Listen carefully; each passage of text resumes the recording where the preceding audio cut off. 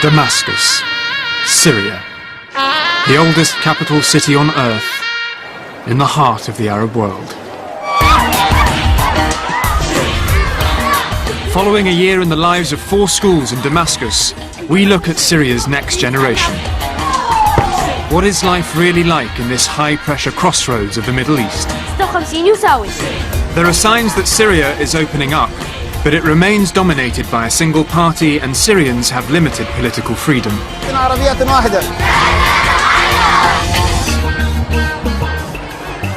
In this programme, opportunities for self-expression can be narrow, but poetry writing is one way that girls at Zaki al-Arsouzi High School get to voice their thoughts and feelings. قضية عن الرومانسية والحب أكثر شيء في شوق. Alert's hoping her love poems are good enough for the big stage at this year's Writers' Showcase. كثير عمالقة كانوا يقدروا يكتبوا شعر حلمي أوصل مثلهم. And at the primary school, it's exam time. Wasim's ambition is to beat his nerves and his best friend to come top of the class. بكون متوتر بالمذاكرة إنه هيك بتصير إيدي بترجف وبحس إنه خصوصا إذا كانت الأسئلة صعبة. أنا بدي أطلع أولي وهو بدي يطلع أولي بس إن شاء الله ما بخليه ياخذها.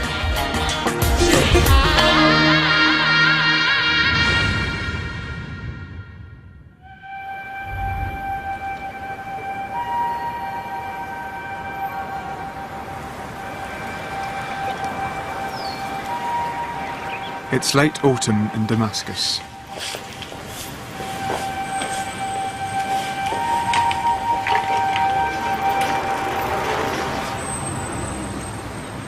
In the affluent area of Al-Mazra'ah, the autumn term is well underway at Zaki al-Arsouzi High School. Exercise 5, page 25. Say why or why not. If you think it's true, say why. And if you don't think it's true, say why not. If x تساوي 3x زائد 2x ناقص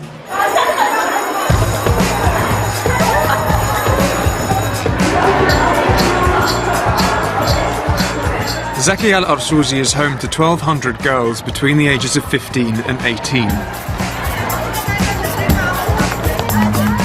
And it's run by head teacher Amal Hassan. I am here for the girls. I am here to treat them like they are my family. I love them as if they are my children.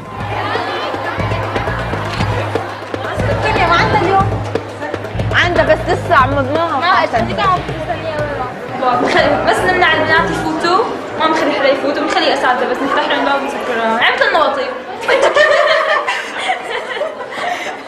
First-year students Noor, Lamis and Naghan have ambitious plans for their future. أنا بروح حسب ما أنا بحب، يعني أنا بحب أدخل علم، يعني بحب العلوم، علوم العام، الفيزياء، الكيمياء، وأنا عم شوف حالي بحب العلوم، يعني مثل ما قلت لك قبل بدي أصير دكتورة قال يعني. إنه أفكر للمستقبل البعيد إنه أطلع مثل الانتربريتر. Noor and Lamis's favourite teacher is Mr. Mohannad, who takes them for Arabic 5 times a week. ما معنى حوروا قراءة الأسبوع؟ يعني بالنسبة للأستاذ مهند جد هو أستاذ بكل معنى الكلمة، طريقة شرحه للدرس يعني كثير رائعة. Most lessons in Syria are based around learning from set textbooks, but Mr. Mohannad has his own style. الصريح اللاهي يسمى في هذا العصر دنجوان عصره ما يقف عند الزاوية هذه جميلة وهذه جميلة أوه.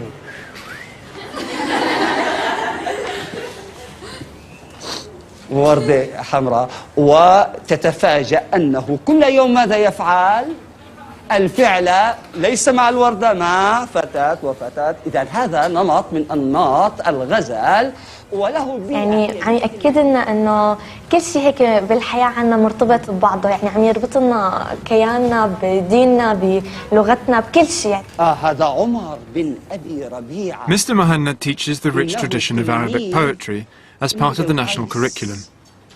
ونزار قباني في العصر الحديث تلميذ لعمر بن أبي ربيعة.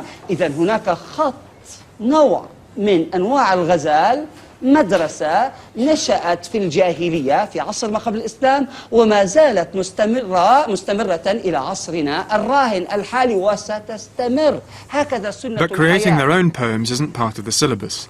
So Mr. Muhannad runs an innovative extracurricular poetry writers club. Both Noor and Lamis are members.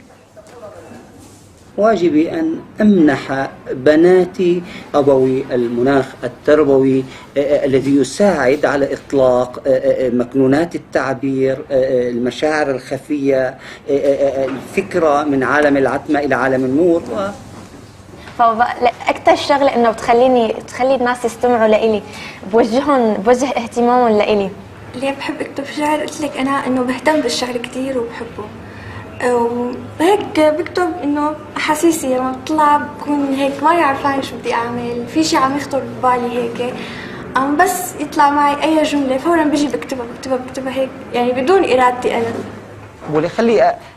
In 3 weeks' time, Mr. Muhannad is putting on a special writers' showcase.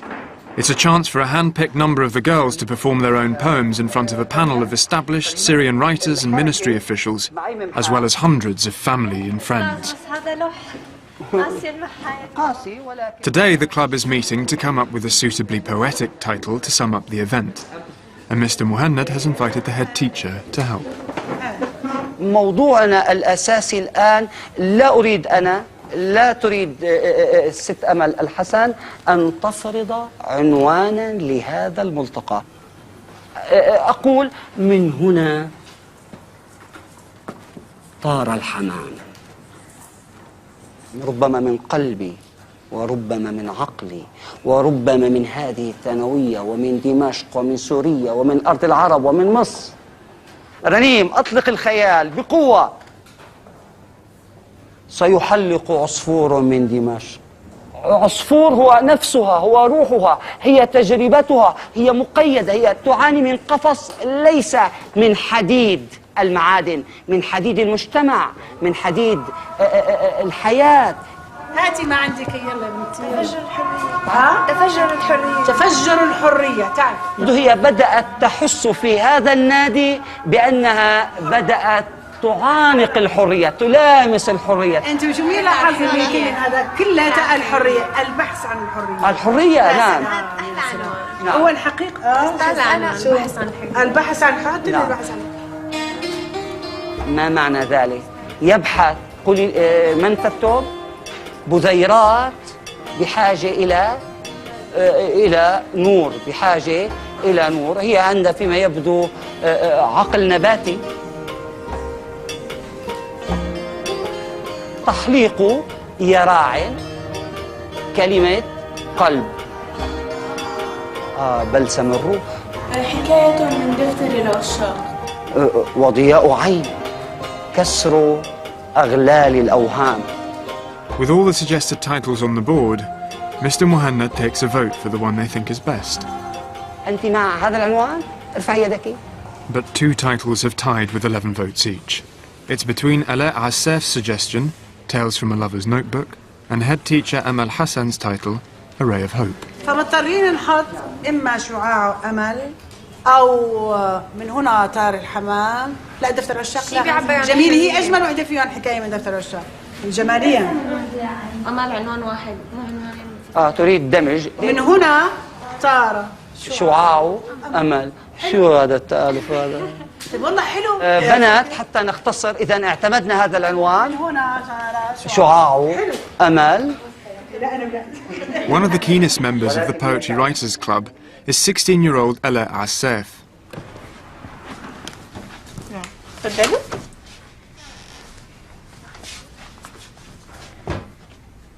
بحب أعبر عن الشيء اللي جوا، الشيء اللي بيكون بيزعجني كتير أو وقت أكون مبسوطة من شيء كتير وقتها بكتب. يعني مثلا وقت تكون المشاعر، وقت بتكون هيك حتفيض، عرفتي شلون؟ بعبر عنها بالكتابة. كتير عمالقة كانوا يقدروا يكتبوا شعر، حلمي أوصل مثله، مثل نزار الأباني مثلا وهيك شيء. Although Alet's title, Tales from a Lover's Notebook, wasn't chosen, it's a subject that inspires her poetry. شعور كتير حلو، هي ما بتتخيل، يعني ما بعرف بتصير هيك ما مو بعرف عبره بصير هيك قلبك يخفق وكذا مو هيك كتير حلو. For some sections of Syrian society, talking to boys in person can be seen as improper, but many boys and girls have friendships using their mobile phones. Over the summer, Alert had a telephone friendship with a boy she had admired from afar, but when they finally saw each other in person, the boy said he wasn't interested in Alert after all. وقت تركنا بعض قال لي أنا ما كنت أحبك وكنت بس بدي أعرف مين هي دانا. ما بعرف الصبيان كيف بيفكروا يعني إنه معقول بعد إنه عطيته حب وعطيته حنان وعطيته كل شيء وهو ما حبني. ما بعرف ليش. هذا الشيء اللي أنا ضايقني وكتبت عنه امبارح شعر اسمه أخيراً استطعت التحرر من قيودك وأيقنت أن هذه كانت أكاذيبك وأنك لم تحبني ولم تسكنني قلبك، فكان كل ما تريده من لعبتك أن تجرح قلبي وتفلت بفعلتك. أهنئك لقد نجحت بخطتك.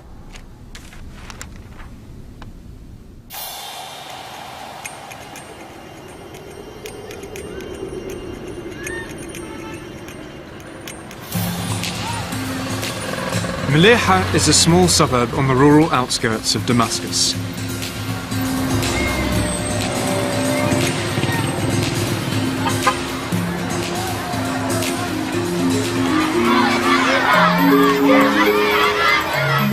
Maliha Rural Primary School takes boys from 6 to 11.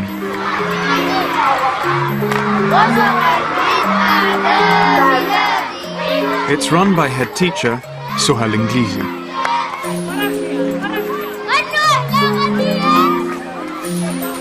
Most primary schools in Syria are mixed, but unusually Maliha Rural School is just for boys. لا ما في فرق بين التعليم بين المدرسة المختلطة ومدرسة الذكور. نفس النظام، نفس الخطة التعليمية ونفس الأسلوب. Sohal Inglizi has been working here for over 27 years and has seen the school grow and grow. عدد الطلاب في هذه المدرسة أول ما تأسست حوالي 100 طالب، مدرسين أو 3 مع مديرهم فقط. أما في هذا العام الدراسي عندي 1250 طالب ب 45 مدرس ومدرسة. With so many students, the school operates a double shift system, with half the students and teachers coming in the morning and the other half coming in the afternoon. But today the school has gathered to celebrate the anniversary of the National Reform Movement with a special assembly. استرح استعد أمة عربية واحدة رفيق الطليعي كن مستعدا لبناء المجتمع العربي الاشتراك الموحد والدفاع عنه.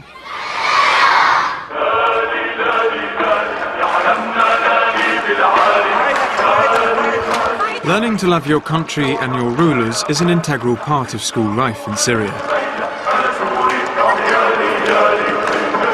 The president is Dr. Bashar al-Assad, and once every 7 years he stands unopposed in a national referendum to receive his people's support.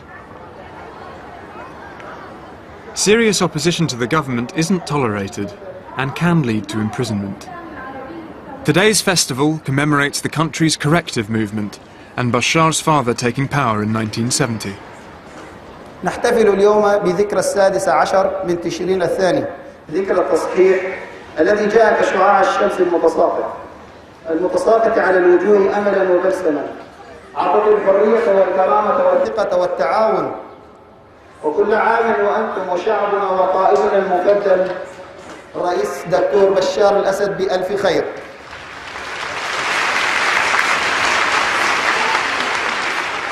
سلاما أيها الأسد سلمت وتسلم البلد ويسلم وتسلمت أمة فخرت بأنك فخر من تلد.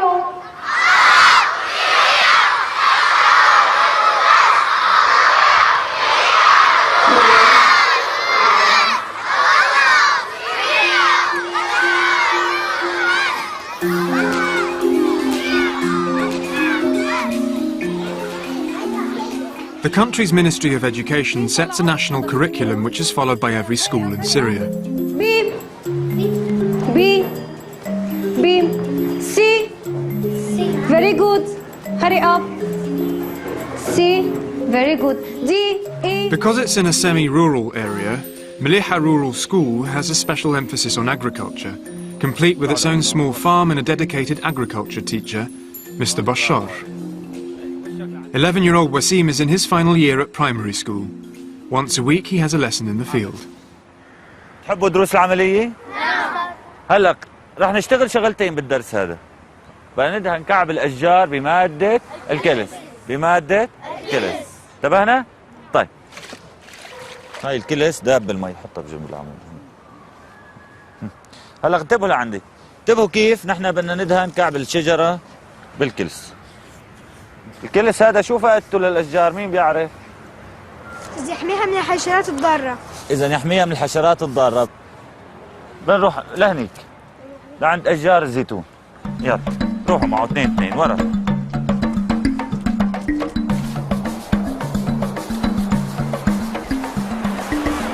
أنا بحب درس العملي أكثر من الدرس النظري.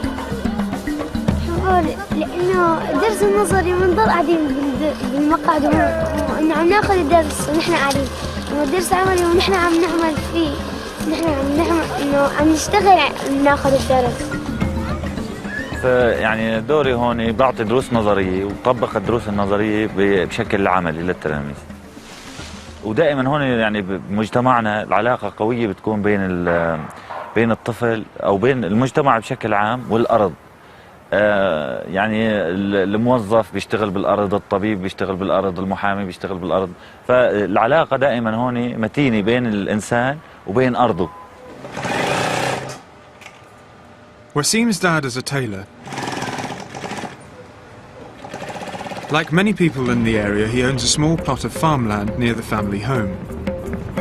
After work, he takes Wasim, his sister and a friend with him to the family field.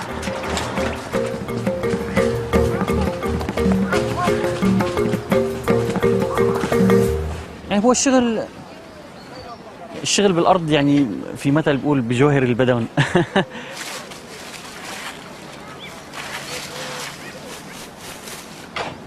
But in recent years, poor rainfall has hit the land hard. مي قليلة كثير بسبب الجفاف، إنه الجفاف سبحان الله صار بالمنطقة، منطقة كلها تقريبا فيها جفاف، خفت المي كثير. وبيحكوا الكبار إنه ما صار مثل هالسنة لسه أبدا، يعني المياه غارت بالآبار، نزل المطر هو اللي بيمنعه.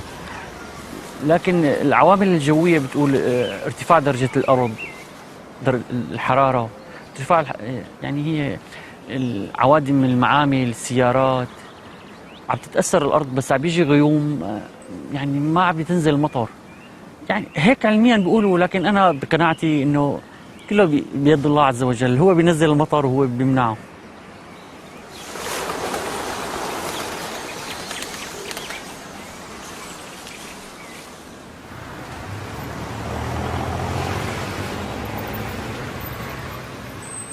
At Zaki al-Arsouzi, Arabic teacher Mr. Muhannad has asked the girls in the poetry club to submit their best poems for the upcoming Writers' Showcase. Being chosen for the event will allow the girls a chance to express themselves publicly, but Mr. Muhannad will only select 10 girls to perform their work. Keen poets Noor and Lamis are hoping to be chosen, but they're still working on their poems. شوفي هاي حلوة، هاي انتي قرأتيها؟ ايه قريتها كلها. ليش عيني؟ ليش ما تقولي عينيا؟ احلى عيوني، هيك بتفتحي مجال اكثر.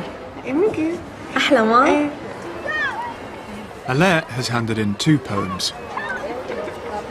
يعني أنا بتمنى هذا الشيء اللي كنت أنا بحلم فيه، بتمنى إني يختارني الأستاذ مهند، لأنه يعني ما بعرف، أنا بحس إنه عن جد أنا بقدر أكتب، وعن جد أنا عندي شيء يعني. Meanwhile, she's decided to put her telephone friendship behind her. ايه خلص أنا بلشت أنسى، ويعني خلص ما عاد بدي أحب أبدا، كل حياتي خلص ما عاد بدي كل شيء، لأنه يعني الواحد ما حياخذ من الدنيا غير الشخص اللي الله كاتب له إياه إنه ياخذه، مش أنا ما عاد بدي أعذب حالي وأحب، لأنه كلياتهم كذابين. هذا الشيء اللي أنا أخذته عن جد. يعني هلأ أنا قلبي قسي كتير عليه.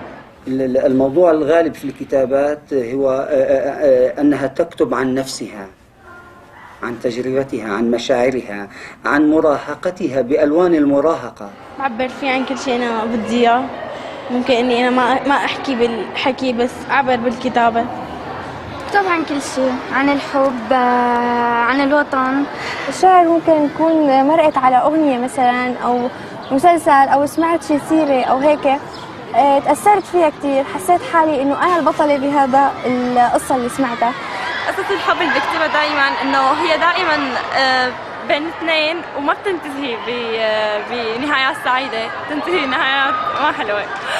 أنا ما بحب إنه أنهي القصص بنهايات سعيدة.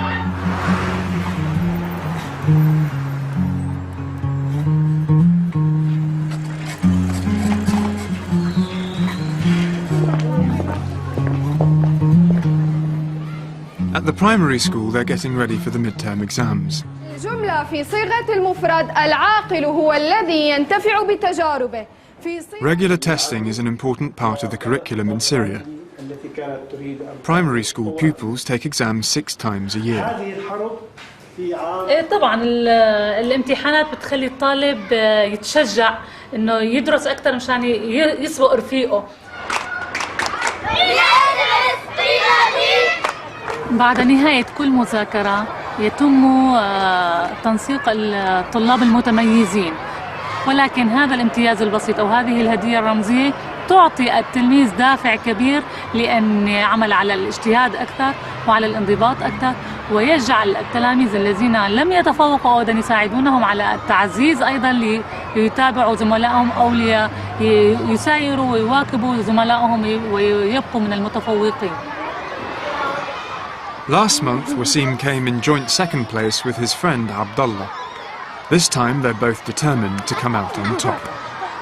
ينافس بيني وبين عبد الله قبل كثير، بس إن شاء الله أنا باخذ الأولية مو هو. هلا مثل ما أنا عم بدرس وعم يدرس، عم نجتهد يعني، بس نحاول يعني أنا بحاول إنه أطلع أنا الأولي عليه، وهو كمان بحاول يطلع الأولي أنا أطلع الثاني. 2 3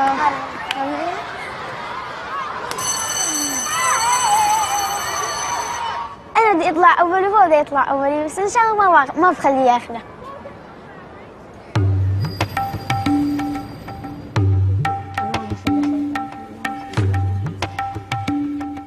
After school, Wasim studies with help from his mum. الغداء الهضمي والغداء الهاضمي. تقلب جهاز الهضم عند الإنسان. من الفم والبلعوم، من الفم والبلعوم والمري والمعدة مع الدقيق مع الغليظ المستقيم والشرج.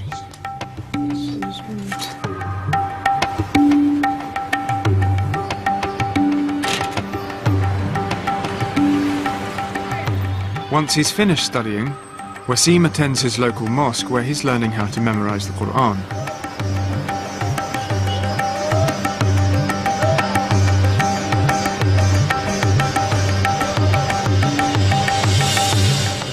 تفضل يا سيد وسيم. 6. يلا. وقلنا يا آدم أنبئهم. قال يا آدم أنبئهم بأسمائهم، فلما أنبأهم بأسمائهم قال ألم أقل لكم إني أعلم.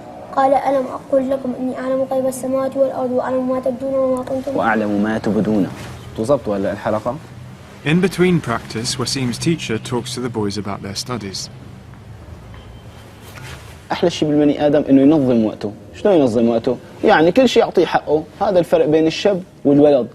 في النوم أمرار بيعرفوا النوم هو أسرع وأسهل وأرخص طريقة لتحقيق الأحلام. تمام؟ إذا واحد نايم بيشوف أحلام كتير، بيشوف حاله عالم، بيشوف حاله مخترع، بيشوف حاله. طب إذا نايم بس، أما الحقيقة بدها تعب. يعني ما بدنا نحن الواحد يكون والله بحفظ القرآن بطل بينما بمواده الكونية أو دراسته بالمرة. لا، كل شيء يعطيه حقه. هنيك بده يكون شاطر وهون شاطر، وطبعا الوقت كافي جدا لأنك تكون بكل شيء متميز. لحتى باللعب فيك تكون متميز إذا نظمت وقتك.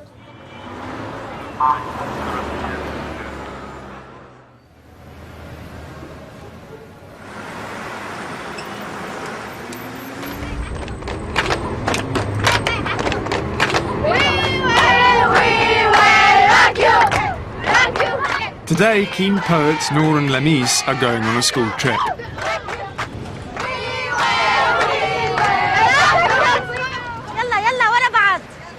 The excursion has been organised as an extracurricular activity outside normal lessons.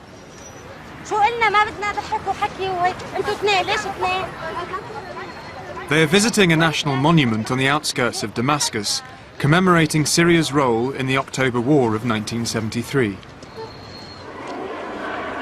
In the war, a coalition of Arab nations, including Syria, launched an attack on Israel to win back territories occupied in 1967. In Israel, it's known as the Yom Kippur War. The panorama painting at the centre of the monument depicts a key battle at the start of the conflict as Syrian forces retook the town of Quneitra. طبعا قطرها 44 متر مساحتها 1950 متر مربع. It's the first time the school has visited the site. Head teacher Amal Hassan is accompanying the girls. It is not for the tourists, this work. It is for our country. They have to see everything in our country. It is new, and they have to see what they are, what the government is doing, what their country is doing. So it is a very good experience for them.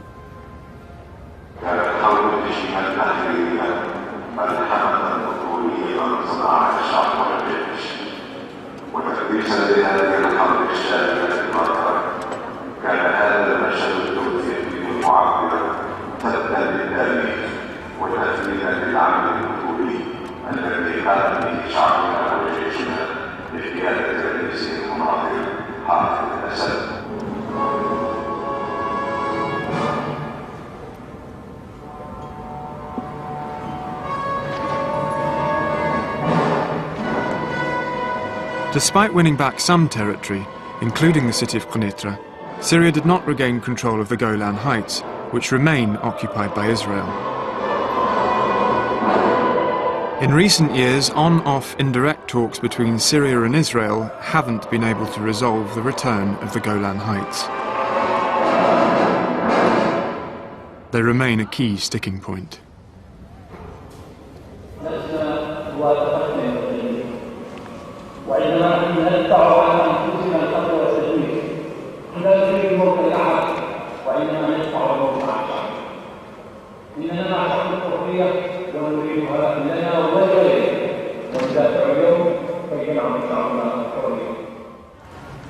Outside, the tour becomes more obviously nationalistic.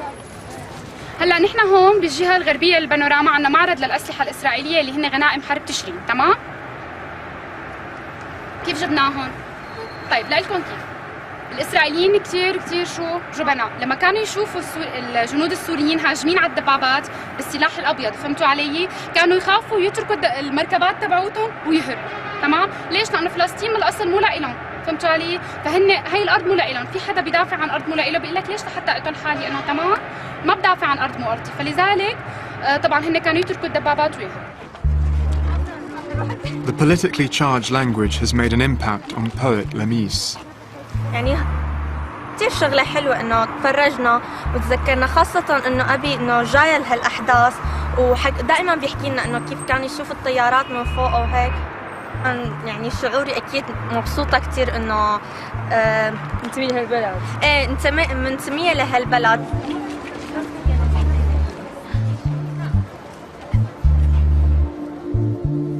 أثرت فينا، وكل ما الواحد بيأثر فيه شغلة بيجوز يكتب أشعار، بيجوز يكتب مقالة. انظر يا تشرين كيف ضحى الأبطال بدمائهم رخيصة، كيف روت الوريقات الصغيرة، كيف روت. But back at school, writing about the October War hasn't come easily to Lamis. هاي القصيدة بالذات لقيت صعوبة فيها بدايتها، لأنه أنا قلت لكم إنه ماني متعودة أكتب إنه فخر، متعودة أكتب إنه عن الشوق، عن الحنين، عن الحب. يعني هي أول مرة بكتب إنه عن يعني شيء عم أفتخر فيه. Lamis needs to hand in her poem if she's to be considered for the Writers' Showcase. But the Poetry Festival isn't the only big event in the autumn calendar at Zaki al-Arsouzi. With temperatures in the city dropping, the school's sports season is getting underway, and the girls' basketball team are in training for the Damascus Championships.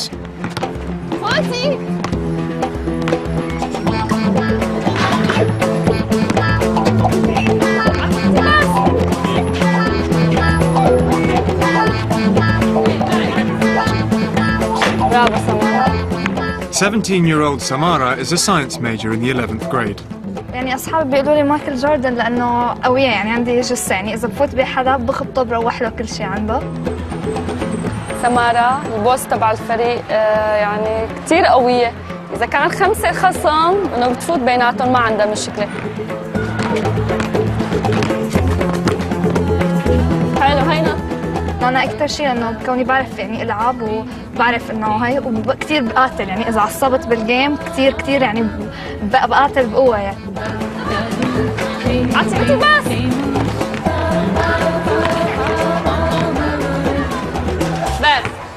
بس إنه المهم أقاتل يعني وأربح المباراة. The girls on the basketball team are a close-knit group. Tonight, they're getting together on their own at a cafe near the school to celebrate a team member's 16th birthday.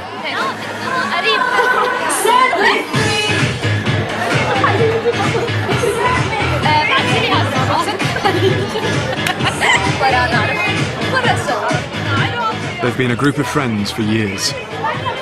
يعني احنا معظمنا يعني بالشله عندنا معظمهم بنات، كل رفقاتي بنات وهيك، وعندنا انه رفقات شباب بس رفقات عادي يعني، وهن كفوا كثير بيساعدونا مثلا، وانه بيساعدونا بكل شيء يعني. اصحاب ايه عادي، بس ما في انه بوي فريند، يعني بس اصحاب هيك عادي. بس انه كلياتنا بنات هيك احلى مبسوطين واخذين وش على بعض اكثر يعني. After qualifying for the city finals, they're hoping to make their school proud. أنا طبعاً عاملة تبع ركبتي باكل هوا، يعني كتير صعبة، بس إنه إن شاء الله بنفوز، لأنه كنا ربحنا على المجموعة تبعنا وطلعنا أول، فارتفعت معنوياتنا أكيد يعني، ويعني لازم نكون الأول ناخذ الكأس ونعطيه للمديرة ونرفع راس مدرستنا أكيد إن شاء الله. أنت شو رأيك؟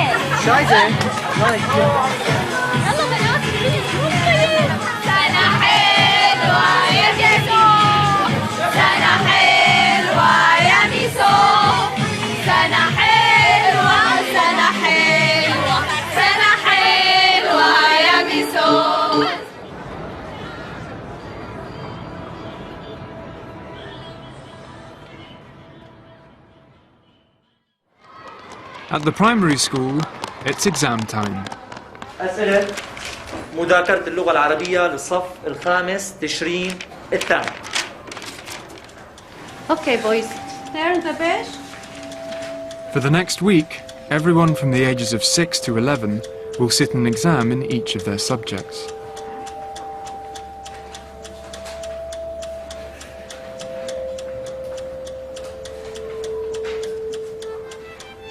Friends Wasim and Abdullah will need to perform better than everyone else if they're to come top. كلمات موجودة، نقي الكلمة الصح حطها بالخانات. السؤال الثاني، ما هي التربة المناسبة لزراعة نبات الفاصوليا؟ السؤال الثالث، اكتب جملتين تبين فيها فضل أمك عليك، تبع بالورقة. لما الاقي الاسئله سهلين برتاح، يعني بكتب الاسئله بسلم الورقه. احيانا يعني لما يكون في بعض الاسئله الصعبه بكون متلبك يعني شوي. ما بكون متوتر بالمذاكرة، ما إنه هيك بتصير إيدي بترجف، وبحس إنه خصوصاً إذا كانت الأسئلة صعبة. لما يطلع لي أخطاء بالمذاكرات أنا بزعل. Wasim and Abdullah will be told their results in front of the whole school in a week's time.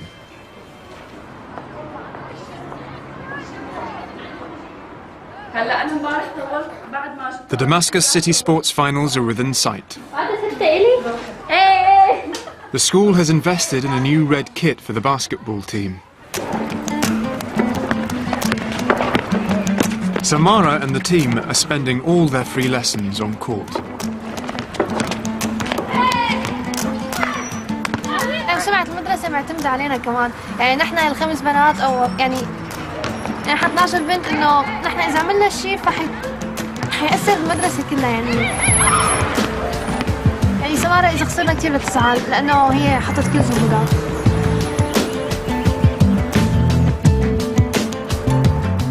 Samara lives 5 minutes walk from the school in a 4-bedroom apartment with her mum, dad, 2 younger brothers and sister.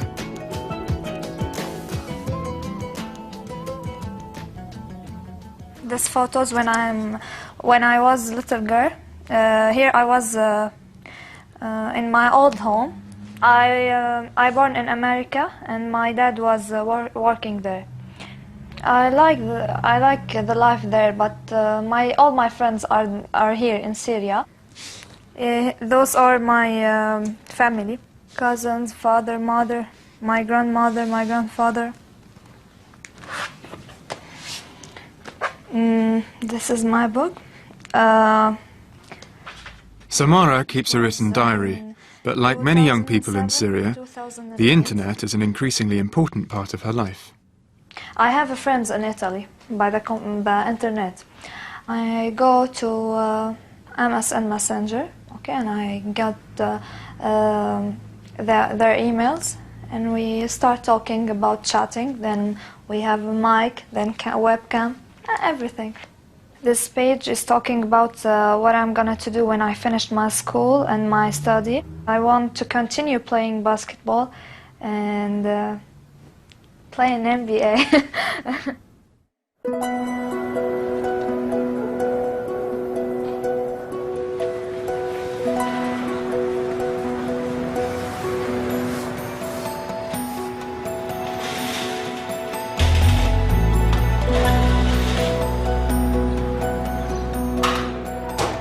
Mr. Mohammed has decided which of the girls will feature in the upcoming Writers' Showcase.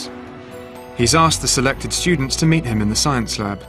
Both Noor and Ala have been chosen. مبسوطة كتير كتير كتير كتير. بلشت تحسني خايفة. يعني مثل ما كان بدي صار، مثل ما كنت عم خبركم صار، ولي حكون كتير مرتعبة، بس أنا ما بعرف، إن شاء الله يا رب أقدر ألقي قدام العالم يعني أحكي كل شيء. مبسوطة. But Lamis hasn't been asked to join them. ما بعرف، ما عندي فكرة الصراحة. يعني قلت لك أنا اليوم لعطيته إياهم للأستاذ، تأخرت كتير لعطيته إياهم. It's time for the girls to get some advice on how to perform their poems.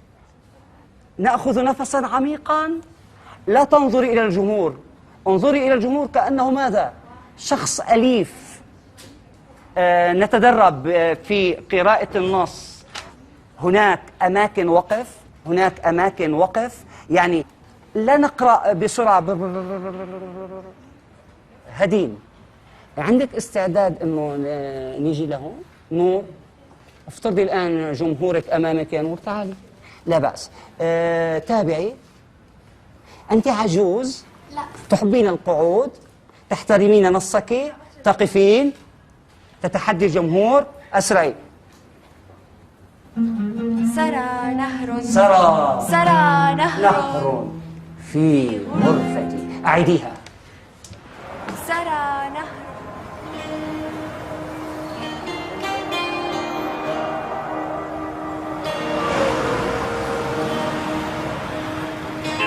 The Damascus sports finals are taking place in a private sports club in the north of the city.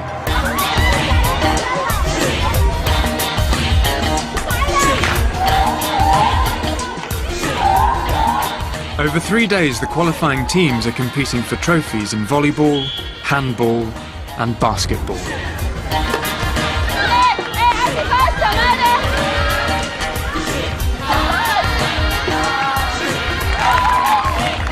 So far, Samara and the team have won 2 games and lost 1. Now everything rests on tomorrow's final match. It's 8 in the morning. Before leaving school, Samara talks the team through the tactics for the big match. هون سارة وهون آية، ما شو فهمتوا على اليمين الترتيب يعني، أوكي؟ هي كلها سكرينات، يعني ما فيها شيء كتير سهلة، كلها سكرينات، بس المهم نمرق الطابة للنص وبعدين بنرجع نتوزع عادي، أوكي؟ It's a 20-minute bus ride to the sports centre. يلا يا بنات. A final chance for the team to get psyched up before the match.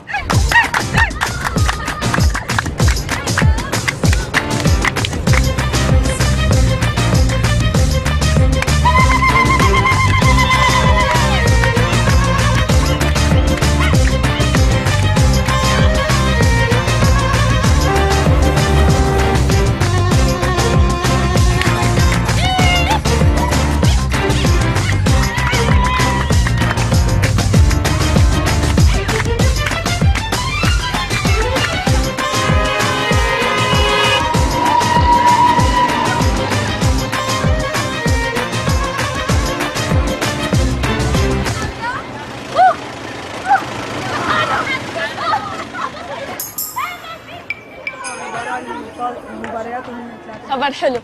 The top 5 basketball teams in Damascus have all played each other. Now it all comes down to this final game. Team coach Miss Majid gathers the girls together. يعني إذا فزتوا إيمان نقاط أول.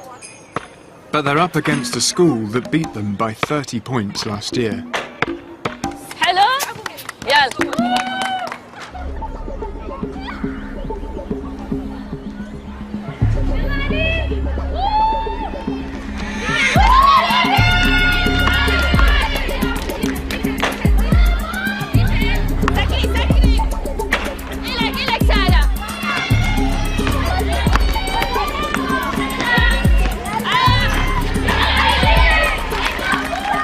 Both teams get off to a good start, and by the first timeout there's just a point between them.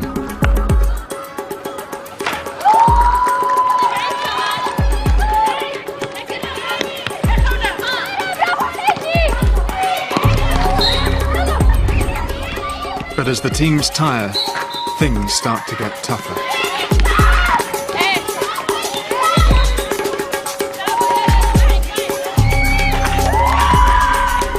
The opposition make good on a series of penalties and establish a 5-point lead.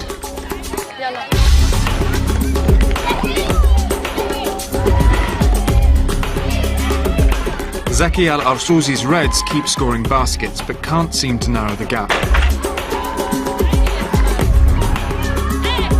By the fourth quarter, Samara and the girls still haven't been able to catch up.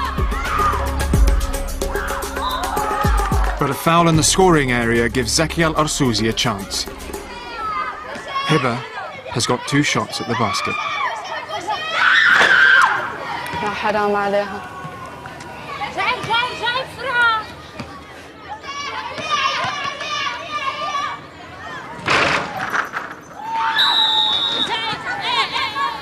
Coach Majid calls a timeout. بنات 5 نقاط الفرق.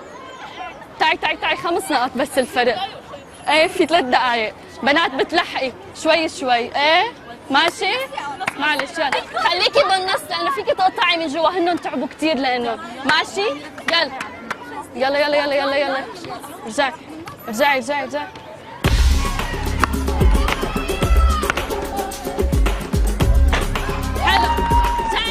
With minutes to go, Zaki Al-Arsouzi raised their game.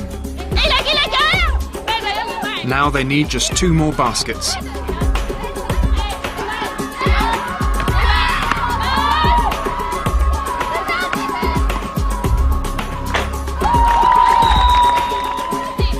Seconds to go.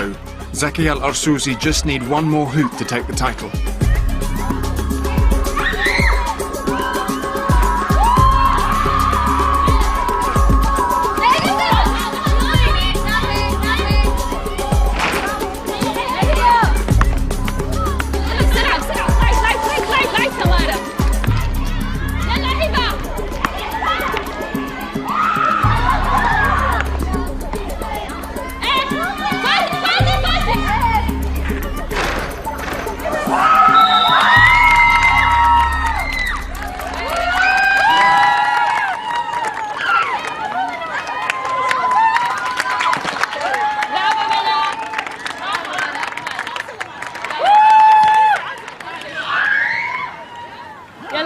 برافو بنات، عملتوا اللي عليكم. معلش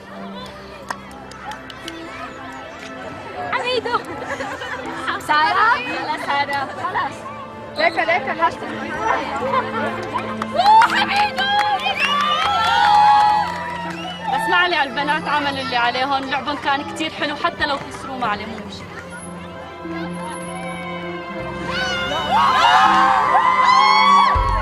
يعني زعلانة أكيد، بس إنه هيك الله بده، يعني خلص مركز ثالث أحسن من ولا شيء، يعني على الأقل تأهلنا.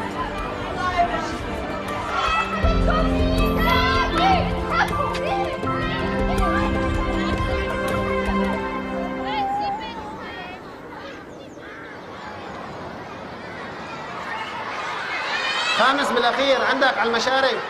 At Maleha Rural School, the exam results are ready.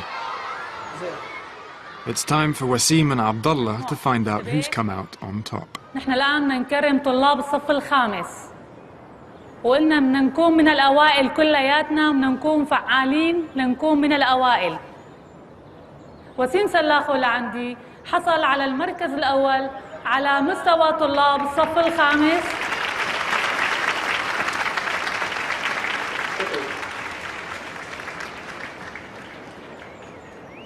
المركز الثاني صار فيه سعيد حامد، عبد الله الحمصي،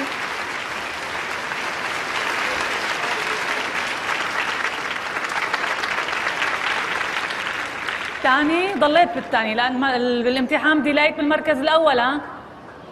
وسيم برناوي. In all, 4 students have joined Abdullah in second position, and 3 students have tied in the third spot. But no one got as many marks as Wasim. الأيدي عالياً. 1 2.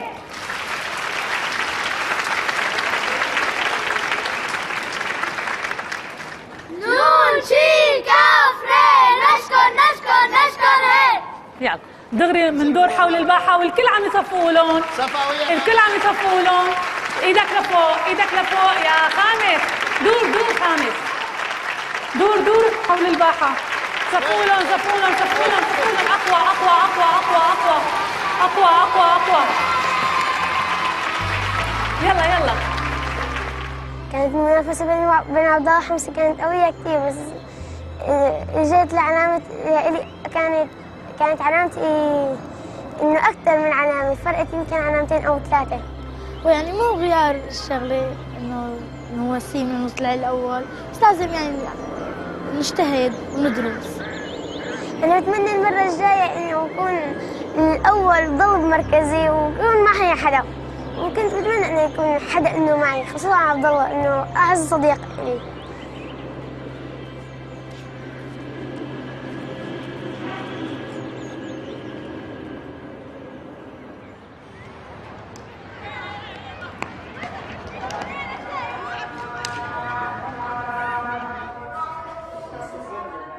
At Zaki al-Arsuzi, final preparations are underway for the Poetry Festival.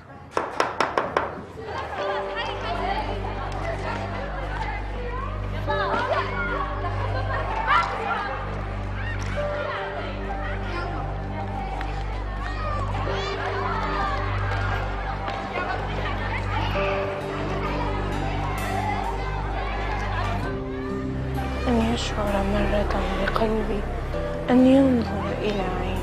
ماذا يريد؟ أيريد أن يفتك بي؟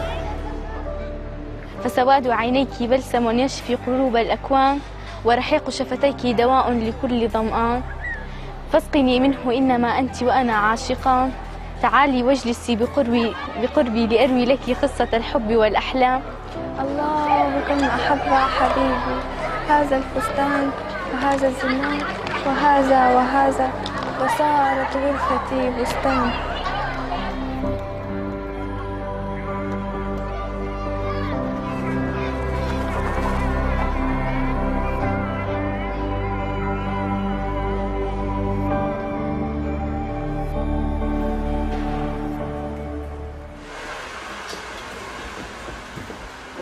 أنا هلا عم أعمل شعري لأنه أنا بكرة عندي منتدى ثقافي في الشعر. خليك عريض. أعمل لك مثل الوردة عريض ولا خليك عريض؟ لا عريض، ما بعرف شي يطلع حلو. كل شيء شو بدك تصير؟ أول مرة قدام مليون واحد بدي أقعد أحكي شعر، أول مرة تصير معي. بس هيك شخصيتك قوية بتقدري. أنا شخصيتي قوية ما شاء الله علي.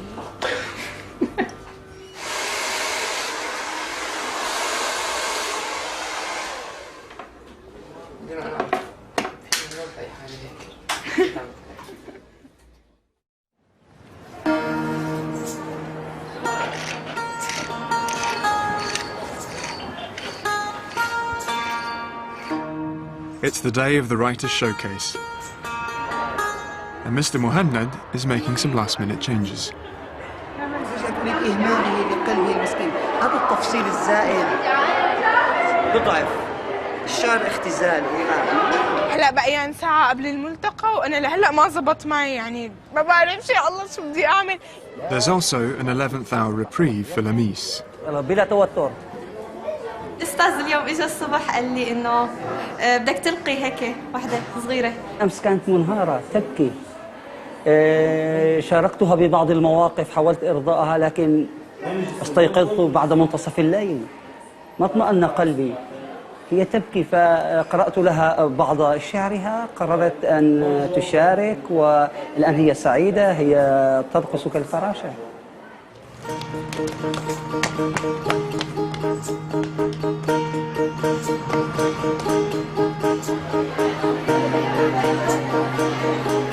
The hall is filling up with parents and friends.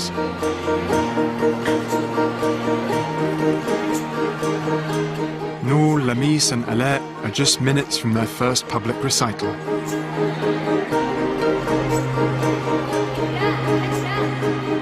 Both Alet's mum and Noor's dad have come to see their daughters perform. The panel of ministry officials, famous Syrian literary figures and poets have arrived to listen and critique the girls' work.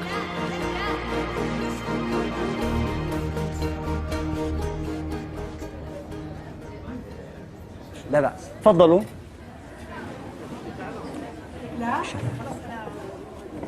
يجدد تلك الملتقيات. نرحب بكم في ملتقانا الخامس. من هنا طار شعاع أمل.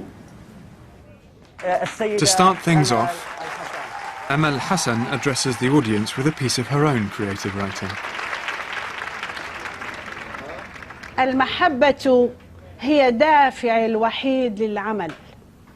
محبة طالباتي، محبة زميلاتي وزملائي، محبة أصدقائي، والأهم من هذا وذاك محبة وطني. حق هذا الوطن علي كبير كبير كبير، فلنزرع وردة ولنرسم خطا لنفعل شيئا، أي شيء يساهم في بنائه وفي تأكيد عظمته ورسالته.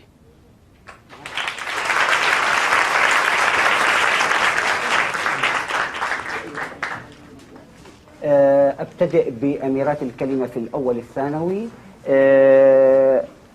نور إيباش.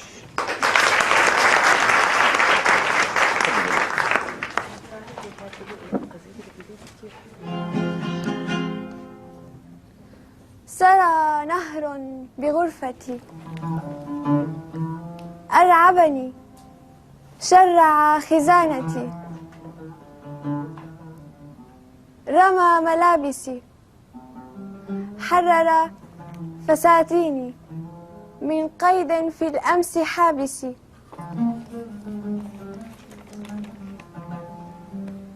جعلني أرتديها، ارتديتها ارتدتني، ذكرتني الله كم أحب حبيبي هذا الفستان وهذا الزنار وهذا وصارت غرفتي بستان.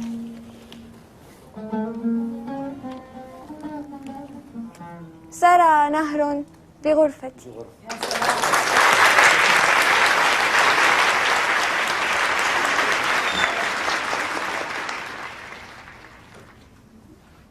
آتي إلى أميرة من أميرات الكلمة، آلاء عساف.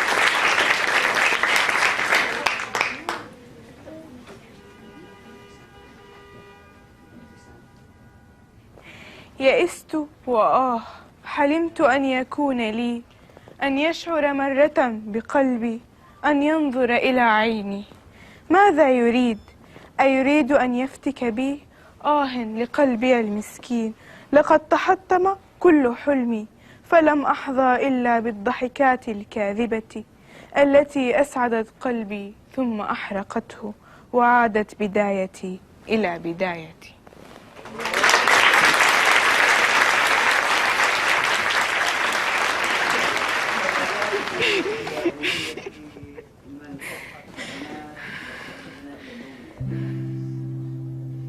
بالرسم والتلوين فعلك أكبر من كبير، وقولك أبلغ من كل حكيم، شكلك أحلى من الحمل الوديع، وحبي لك أكثر من حبي لأي رفيق.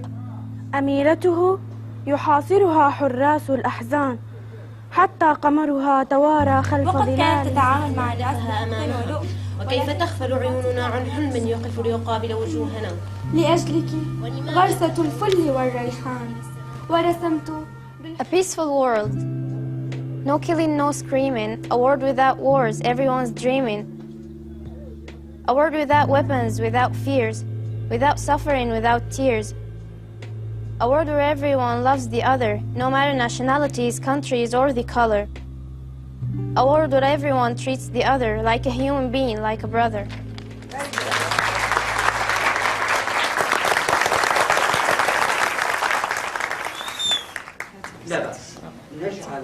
With the performances complete, the judges offer individual feedback on the girls' writing.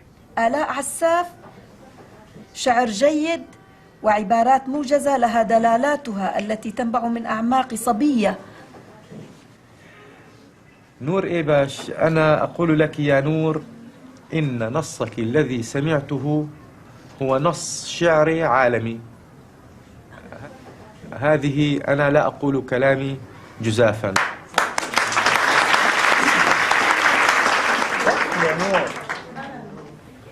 لأقرأه وأريد أن أنشره أيضا.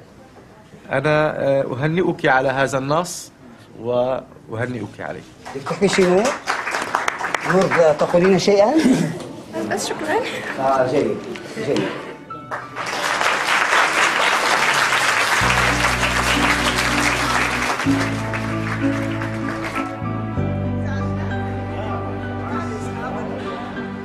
Sometimes the society prevents you from expressing yourself.